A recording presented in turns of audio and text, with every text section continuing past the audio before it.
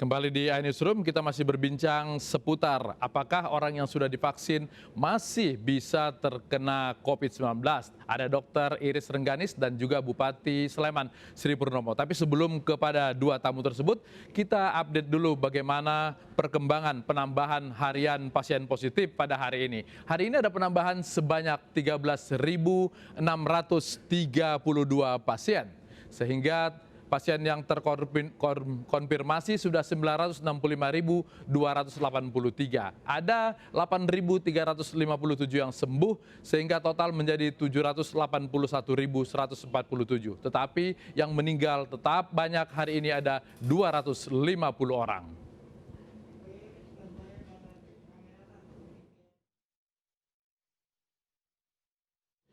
Ya, saya langsung saja ke Pak Bupati. Jadi Pak Bupati memilih untuk isolasi mandiri. Sebenarnya yang Bapak rasakan hari ini itu apa saja? Iya Pak, saya mulai kemarin, kemudian hari ini, saya secara fisik sehat Mas. Artinya saya tidak merasakan gejala apa-apa. Ya saya merasakan demam itu ya hari Selasa malam Rebu dan Rebu pagi sampai siang, itu yang saya rasakan. Tapi ketika kami sudah dicek, kemudian kami sudah diberi obatnya kan kemudian sudah posisinya sudah seperti stabil, kami tidak ada gejala apa-apa. Oke, sebagai orang pertama di Sleman yang mendapatkan vaksin, apa kemudian pesan yang ingin Bapak sampaikan kepada warga terkait dengan vaksin dan COVID-19 ini? Iya, saya berpesan pada warga masyarakat di Kabupaten Sleman dan di mana saja berada, monggo patuhi protokol kesehatan. Kalau di Kabupaten Sleman kadang dikenal dengan Citamas Gajar, cuci tangan, pakai sabun dengan air mengalir atau sanitizer, kemudian pakai masker dan jaga jarak. Ini harus terus dilaksanakan. Dan ketika nanti warga masyarakat diundang melalui SMS atau melalui WA, melalui apa, untuk mereka akan divaksin, silahkan mantap datang ke puskesmas. Kami di Kabupaten Sleman ada 25 puskesmas, ada 27 rumah sakit, mulai dari tipe A sampai tipe B ada, itu siap, yang itu menanganan COVID, mereka akan siap memberikan vaksin, silahkan datang, tidak usah ragu-ragu, tetapi harus diingat, ketika setelah selesai divaksin, bukan berarti sudah selesai segalanya, tapi tetap setelah divaksin harus menggunakan masker, cuci tangan pakai sabun dengan air mengalir, kemudian kita jaga jarak. Saya kira demikian, Mas. Oke, ke Dr. Iris. Dr. Iris, apakah kemudian ketika ada yang masih terpapar COVID walaupun sudah divaksin, bagaimana kemudian menekan keraguan-raguan publik terkait dengan efikasi, efektivitas, dan kualitas vaksin yang sekarang kita pakai di Indonesia? Ya, pertama-tama pengertiannya adalah vaksin bukan segalanya. Tidak ada vaksin yang bisa melindungi orang 100%. Karena sangat tergantung dari pembentukan antibodi setiap orang. Misalnya, si A akan terbentuk antibodi efektivitas dalam tubuhnya itu 80%. Yang lain mungkin 70%.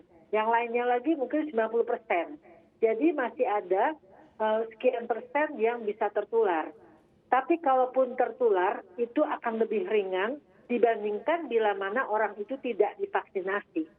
Karena itu, walaupun telah divaksinasi 2 kali, sudah lengkap, kemudian 14 hari kemudian setelah yang kedua suntikan itu terbentuk antibodi, tetap harus menjaga protokol kesehatan 5M sampai pandemik berakhir.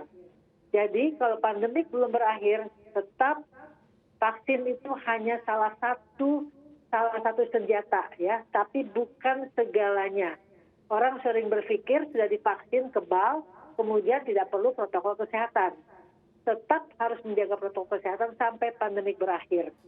Jadi artinya kalau pandemik masih berada saat ini di sekitar kita, COVID masih berkeliaran, tetap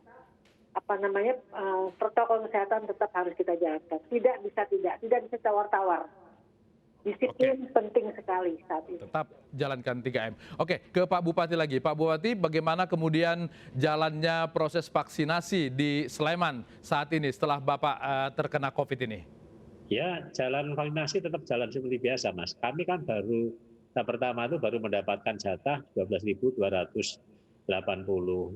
vaksin, itu artinya diberikan kepada nakes saja. Di Sleman itu kan ada, tadi sudah saya sampaikan 25 puskesmas, ada 27 rumah sakit yang mereka menjadi garda terdepan yang mereka harus divaksin dulu.